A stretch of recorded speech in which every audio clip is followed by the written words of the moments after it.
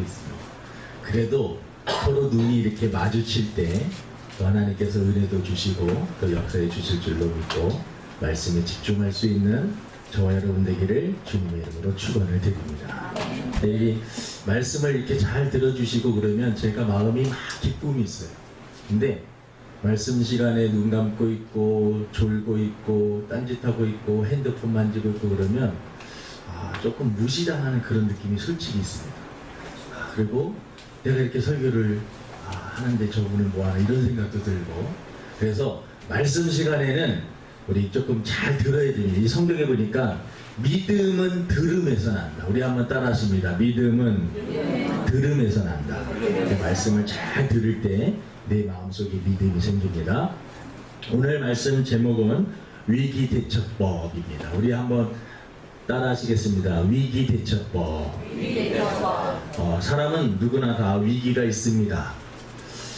우리 지난주에 우리나라의 그 뉴스에 대한 이야기들을 조금 서론적으로 하려고 합니다. 지난주에 우리나라에 러시아 비행기 한 대가 우리나라 항공에 이렇게 근처에 왔기 때문에, 그리고 어느 정도 조금 항공이 들어왔기 때문에 독독적으로 해가지고 들어와서 우리나라 비행기가 떠서요 경고 사격을 했습니다. 360발 정도 이 우리나라 들어오면 안 된다. 너희들. 근데 이게 러시아하고 중국하고 같이 군사 연합 훈련 중에 독도 땅을 이렇게 해갖고 상공에 비행을 한 겁니다. 물론 무력 이렇게 충돌은 일어나지 않았지만, 근데 그 사건 속에서 되게 이상한 일이 있었습니다. 일본이 그런 반응을 보입니다. 독도 항공은 우리 땅인데 왜 대한민국 너희들이 나서서 왜 경고 사격을 하느냐, 이런 말을 했습니다.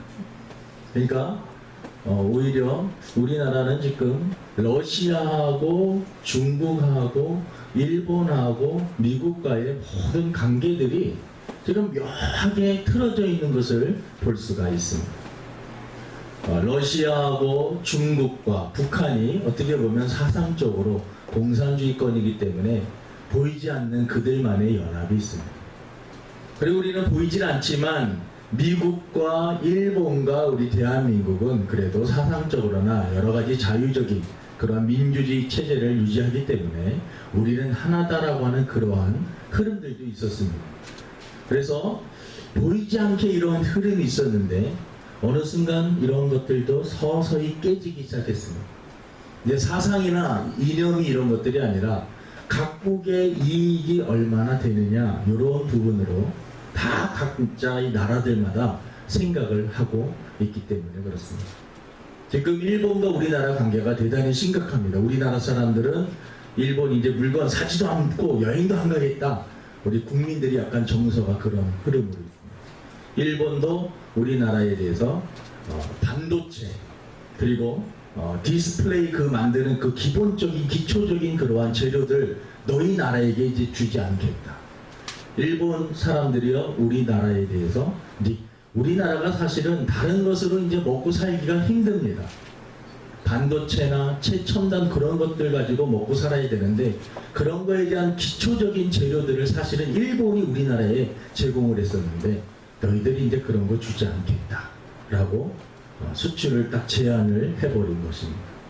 그러니까 이것이 만약에 장기적으로 갈 경우에 우리나라의 피해가 대단히 큰 것을 또 볼 수가 있습니다. 또 중국은 다 끝난 것 같은 그 사드 문제를 또 들고 일어나서 여러 가지 면으로 우리들을 피곤하게 만듭니다. 미국은 우리 편인 줄 알고 우리도 여태까지 그렇게 생각을 하고 같이 가고 있지만 또 막 독도에 막 다른 러시아 비행기가 나타나고 그때 미국의 담당자가 우리나라에 사실이 있었습니다.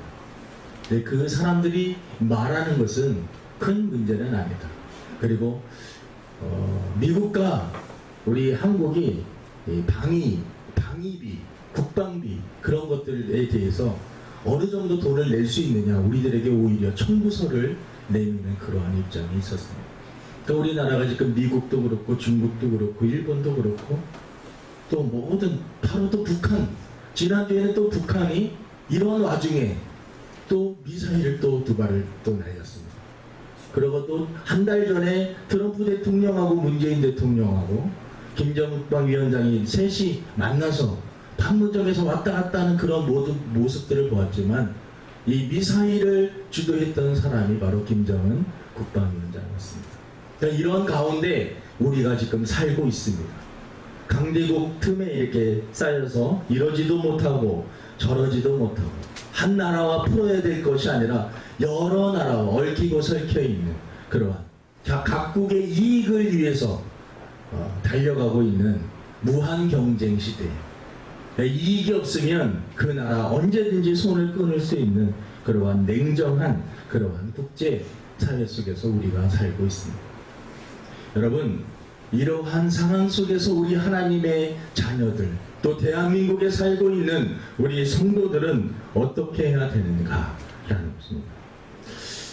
여러분, 우리 성도들은 기본적으로 나라를 위해서 기도해야 됩니다. 이것이 성경적입니다. 나라를 위해서 기도해야 됩니다.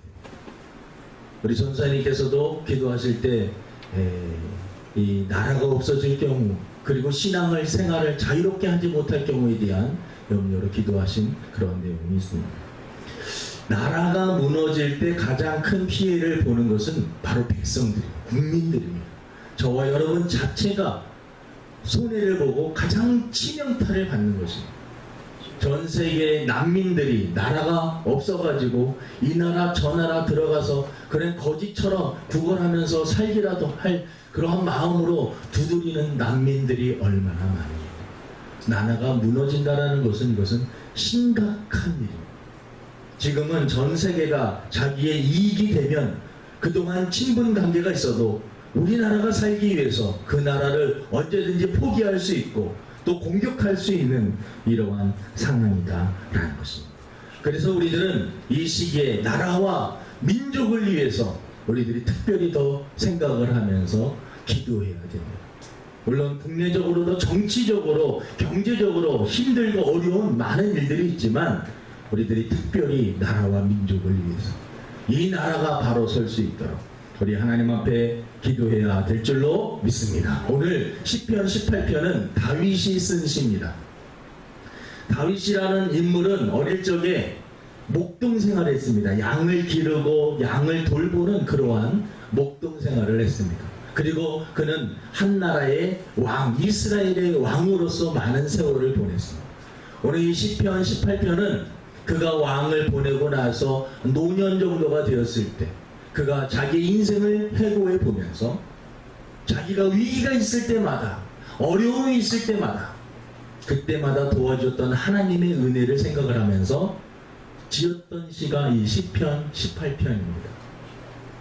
그래서 우리는 위기가 왔을 때 다윗은 어떻게 그 위기를 극복하였는가? 우리나라가 이렇게 위기가 오고 교회적으로도 위기가 오고 여러분 개인적으로도 사업과 직장생활, 인간관계, 건강 모든 것들에 어떤 위험이 왔을 때 그 위기를 어떻게 대처할 것인가? 여러분 첫 번째는 오늘 말씀 1절에 보니까 다윗의 위대한 신앙 고백이 있습니다. 우리 18편 1절 우리 한번 크게 한번 같이 읽기를 원합니다.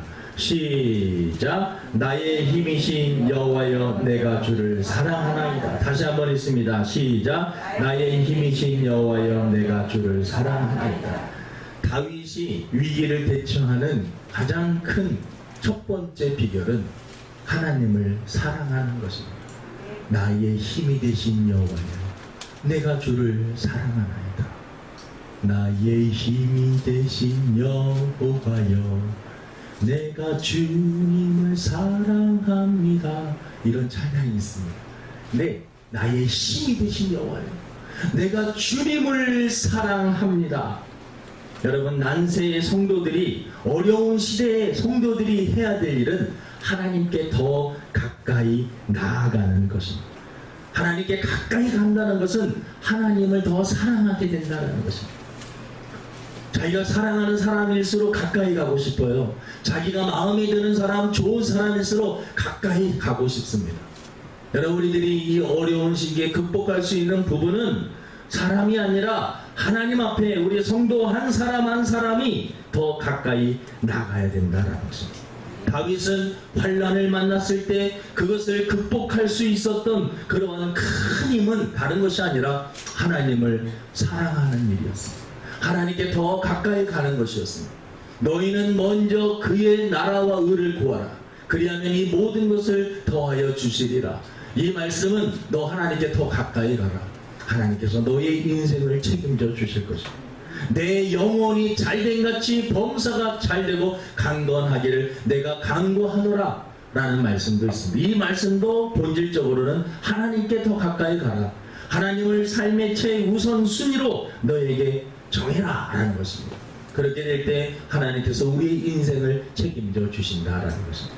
우리 하나님의 백성들이 이러한 시기에 여러 가지 어려움들이 막 소식이 들려올 때 우리들이 해야 될 일들이 무엇인가? 하나님 앞에 더 가까이 나가고 하나님을 더 사랑하며 하나님 앞에 우리가 나갈 때 하나님께서 우리의 이 나라의 민족뿐만 아니라 우리 한 사람 한 사람 여기까지 지켜주신 하나님께서 지켜주실 줄로 믿습니다. 아멘. 요한일서 5장 3절에 보니까 하나님을 사랑하는 것은 이것이니 우리가 그의 계명을 지키는 것이라. 하나님을 사랑한다면 너희들이 해야 될 일이 있다는 것이죠. 하나님을 사랑하는 사람은 계명을 지킨다. 하나님의 이 말씀을 지키는 자는 하나님을 사랑하는 자다라는 것입니다. 신명기 28장 1절에도 내가 내 하나님 여호와의 말씀을 삼가 듣고 내가 오늘 내게 명령하는 그 모든 명령을 지켜 행하면 내 하나님 여호와께서 너를 세계 모든 민족 위에 뛰어나게 하실 것이라. 지금 미국, 중국, 러시아, 일본, 북한, 우리 대한민국 이렇게 가만히 이렇게 보면은요, 우리나라가 이렇게 막 처지는 그런 나라는 아니지만 지금 이렇게 분위기를 보면 우리나라가 뭔가 조금 무시를 당하고 있는, 여러분 6.25 그 이후에 우리 항공의 다른 나라가 어떠한 그 우리나라가 그 항공을 조금 지나가겠으면 이러한 보고도 없이 그냥 무단으로 막 들어온 것이 처음입니다. 그 러시아는 우리 그거 뭐 실수인데 뭐 그 정도 가지고 그러냐 막 이렇게 얘기를 하는 거예요. 지금 나라가 조금 그래도 우리가 막 강력하게 어떤 무역적으로 경제적으로 손해를 볼 수 있는 또 건들지 않기 위해서 중국도 그렇고 러시아도 미국에게도 어떤 말을 큰 소리를 못하고 있는 그러한 문제가 있습니다. 여러분 이러한 시기에 우리 성도들이 해야 될 일, 물론 우리 한 사람 한 사람 다 잘해야겠지만 우리 성도 한 사람 한 사람이 하나님을 더욱더 사랑하고 하나님의 말씀을 지켜 행하고 하나님 앞에 나갈 때 하나님께서 우리들을 책임져 주실 줄로 믿습니다. 두 번째는 우리 시편 18편 4절에서 6절 우리 한번 읽어보겠습니다. 우리 읽었던 성경 4절에서 6절 우리 한번 읽습니다. 시작. 사망의 줄이 나를 얽고 불의의 창수가 나를 두렵게 하였으며 소울의 줄이 나를 두르고 사망의 홀무가 내게 이르렀도다. 내가 환난 중에서 여호와께 아뢰며 나의 하나님께 부르짖었더니 그가 그의 성전에서 내 소리를 들으시며 그의 앞에서 나의 부르짖음이 그의 귀에 들렸도다. 다윗은 위기가 오고 환난이 오고 어려움이 왔을 때 이 다윗의 선택은 무엇이었느냐? 하나님 앞에 기도하는 것이었습니다. 위기대처법 두 번째, 그것은 하나님 앞에 기도하는 것입니다.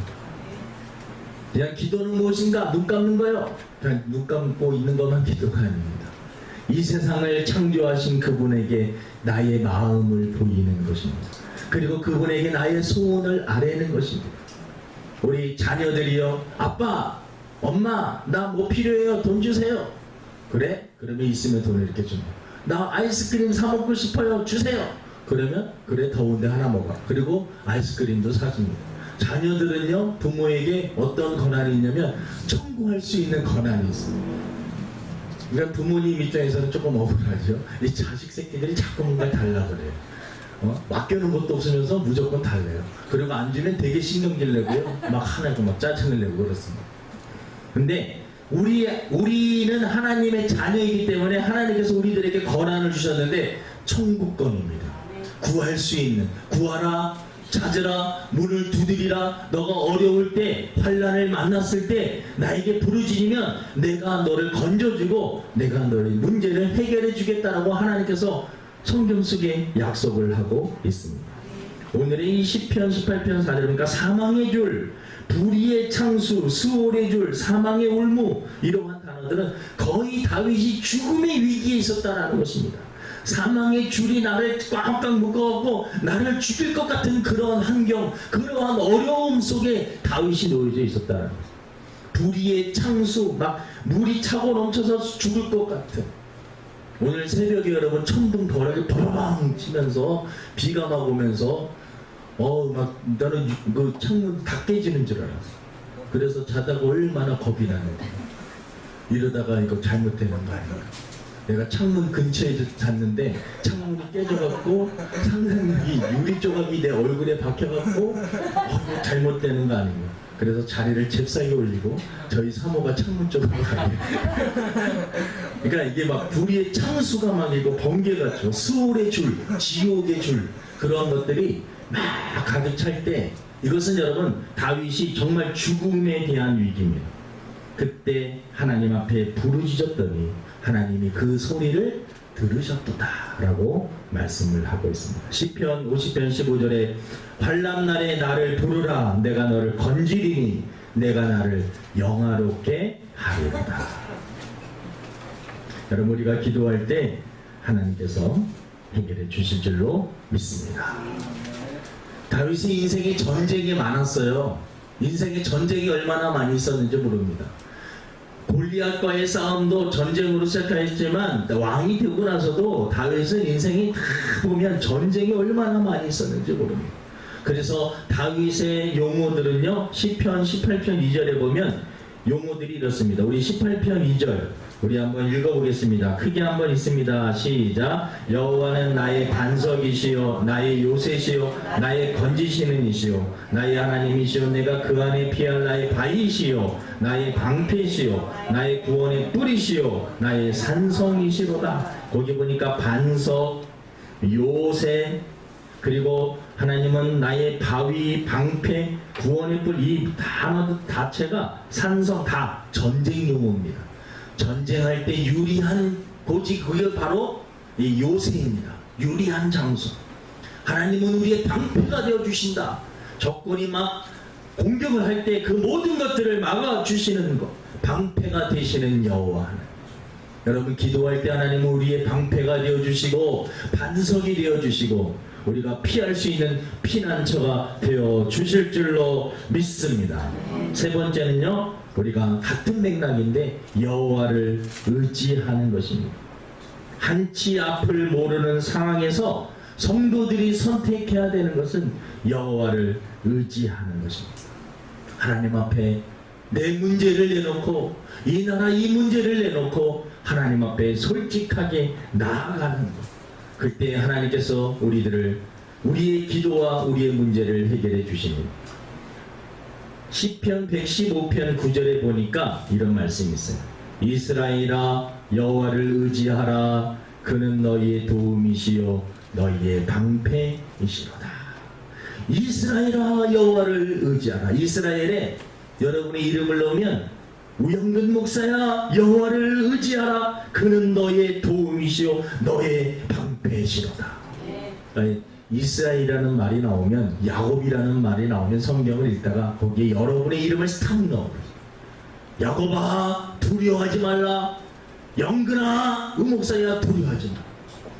일동아 두려워하지 말라. 네? 일동씨 두려워하지 말라.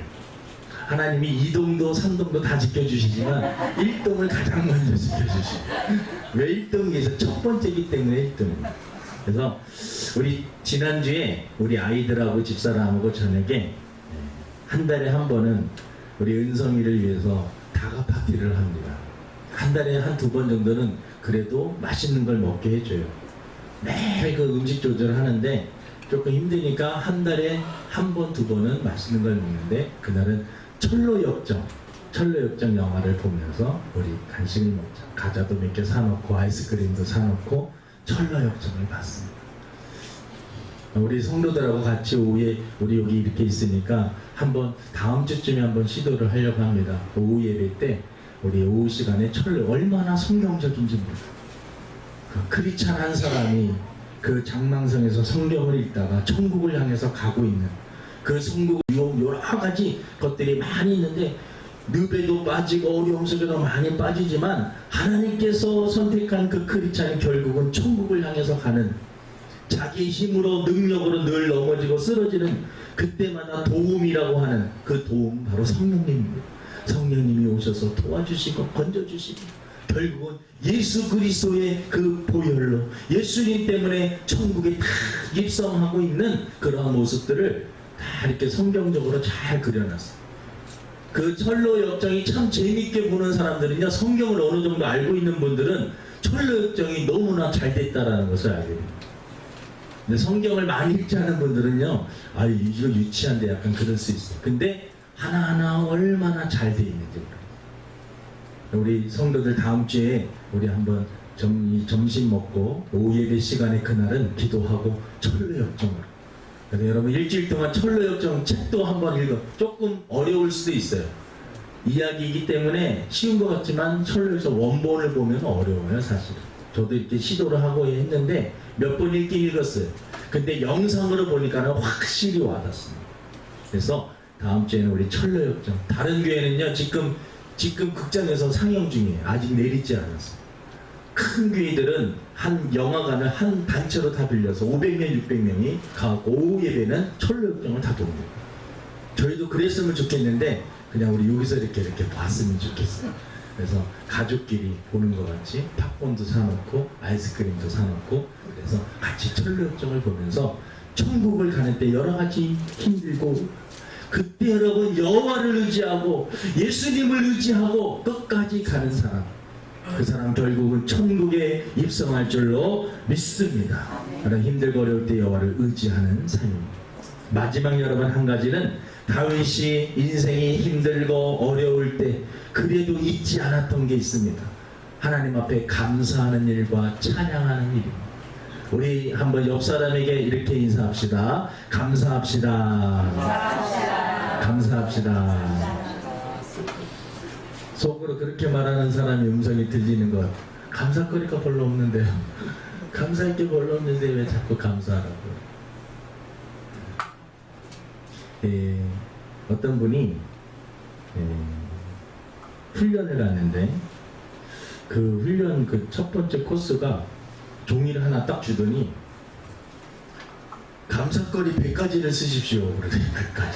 한 가지 이렇게 종이 그냥 백지에다 주고 자기의 감사 조건 100가지를 적으라는 거예요. 네, 그 교수님인데 그 교수님이 감사 100가지? 하고 한번 적어봤대요. 근데 건강한 것도 감사하고 교수된 것도 감사하고 또 가족 건강한 것도 감사하고 한 10가지 15가지 정도는 쭉 나가더래요. 근데 15가지 이상 딱 쓰니까 뭐 쓸 게 없더래요. 그래가지고 이게 근데 그때 그 교수님 그 앞에서 강의하시는 분이 그냥 뭐 다른 강의 내용이 아니라 그냥 묵상하면서 100가지를 다 찾아갖고 100가지 쓰면 강의가 끝난다는 거예요. 근데 여러분 가만히 생각을 해보니까 이분이 감사의 조건 어릴 적부터 이렇게 보니까 자기가 죽음에 대한 위기가 있었는데 그때도 다 교통사고 나가지고 수많은 사람들이 막 어제 유튜브를 어딘가 보니까 어떤 사람이 정신이 이상했는지 그냥 막 자동차 한 대를 가지고 여기 받고 저기 받고 막 이게 술 취한 것도 아니고 막 차를 들이대받고 막 사람들이 막 사람이 다치지 않았는데 차가 여러 대 있었는데 그냥 번화가 속에서 막 받고 다니는 거야. 그러니까 그런 막 여러 가지 막 사고가 날 수 있는 상황들이 너무 질병이 얼마나 많이 있습니까? 병이 얼마나 많이 있어요. 생각지도 못한 병들이 너무나 많이 있어요. 그 병 때문에 막 공부를 조금만 이렇게 우리 몸에 대해서 공부를 조금만 해봐도요, 이게 온몸에 병이 걸릴 수 있는 모든 것, 내 쪽에서 잘못되면요 얼마나 힘든지 몰라요. 우리 얼굴 쪽에서 눈 하나, 코 하나, 입 하나 뭐 하나만 잘못되죠. 이게 그것 때문에 살기 힘듭니다. 목 부분에 뭐 잘못되잖아요. 갑상선 부분에 뭐 잘못되잖아요. 기도 부분에 뭐 잘못되잖아요. 이거 큰 속으로 보이지 않는 이 들어가서 음식이 들어가고 위나 장이나 창자나 대장 모든 것 중에 한 가지만 잘못되니까 끝나는 겁니다. 잘 먹고 잘 배설하고 잘 살 수 있는 모든 것들이요 다 이게 얼마나 감사한 거예요. 우리가 눈으로 볼 수 있다라는 거. 헬렌 켈러는요 자기가 눈으로 볼 수 없는 사람이기 때문에 자기가 눈으로 볼 수만 있다면 아침에 태양이 탁 뜨는 그 광경을 한번 보고 싶다라는 거. 그 많은 사람들이 막 다니는 그 거리에 가갖고 사람들이 막 분주하게 출근하고 아침에 나가는 그 모습들, 사람들의 그 표정, 열심히 달리고 걷고 있는 그 모습, 그 표정 한 번만 봤으면 좋겠다라는 거예요. 극장에 가서 한 번만 그리고 자기를 가르쳐준 설리반 선생님의 그 얼굴 한 번만 봤으면 좋겠다. 여러분 우리들의 그 마음에 얼마나 감사한 조건들이 그러고 나서 교수님 생각해보니까요 막 줄줄줄줄 막 써지더래. 그랬더니요 감사의 조건 100가지를 딱 쓰고 나니까 자기 마음속에 그동안 원망하고 불평하고 했던 것들이 너무나 부끄럽고 그러면서 자연적으로 마음이 막 감사가 오면 그 교수님이 앞에서 뭐 큰 강의를 하신 것도 아닌데 몇 가지 턱턱 터치를 해주면서 감사의 조건에 대해서 말하고 여러분들도 한번 시간 났을 때 100가지를 한번 적어보세요. 100가지. 네, 힘들 거예요. 처음엔 힘든데 또 묵상해보면 감사한 게 너무나 많이 있어요. 시편 18편 마지막 절 46절 47절에 보니까는요 이런 말씀이 있습니다. 우리 시편 18편 마지막 절인데 우리 한번 보세요.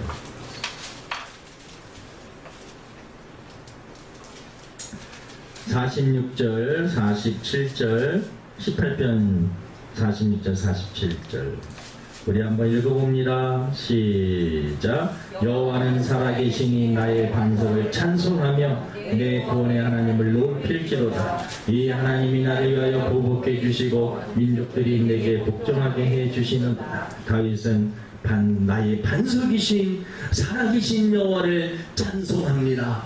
이것은 바로 하나님 앞에 감사한다는 얘기고 하나님을 찬송한다라고 하는 그러한 얘기.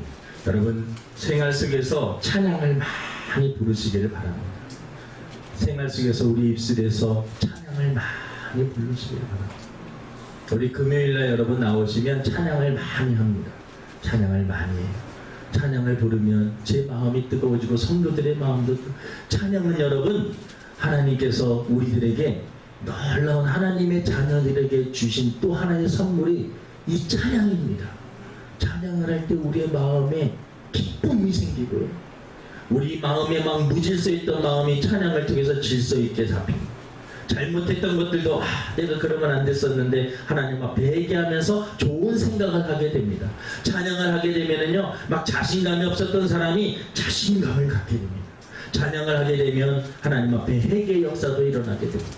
그래서 우리 찬양을 통해서 많이 하나님을 높이고 또 입술에서 늘 감사의 조건을 찾으면 하나님께서 감사하게 만들어 주실 줄로 믿습니다. 여러분 우리나라가 지금 위기 가운데 있고 교회적으로도 좀 어려울 수 있고 그리고 여러분의 사업과 직장과 여러분의 개인적인 삶 속에서 환난과 어려움이 있을 수 있지만 다윗이 극복했던 그 방법 어려울수록 하나님 앞에 하나님을 더 사랑하고 하나님 앞에 기도하고 그리고 하나님 앞에 감사하며 하나님을 의지하며 나갈 때 하나님께서 우리의 인생을 책임져 주실 줄로 믿습니다. 늘 하나님 앞에 가까이 감으로 위기를 대처하며 승리할 수 있는 저와 여러분의 삶이 되기를 주님의 이름으로 축원을 드립니다. 하나님 아버지 저희들을 사랑하여 주시고 하나님의 자녀 삼아 주시고 여기까지 인도하여 주심을 감사합니다. 하나님 나라적으로 교회적으로 우리 개인적으로 아버지 하나님 여러가지 힘들고 어려운 일들이 있지만 아버지 이때 다윗이 위기를 만났을 때 대처했던 더 하나님 앞에 가까이 나가며 하나님을 사랑할 수 있는 저희들 되게 도와 주시옵시고 하나님 앞에 기도하게 하시며 아버지 하나님을 의지하며 하나님을 높이고 감사하며 살아갈 수 있는 저희들이 될 수 있도록 은혜를 베풀어 주옵소서. 감사하며 예수님의 이름으로 기도드립니다. 아멘. 우리 찬송가 446장입니다.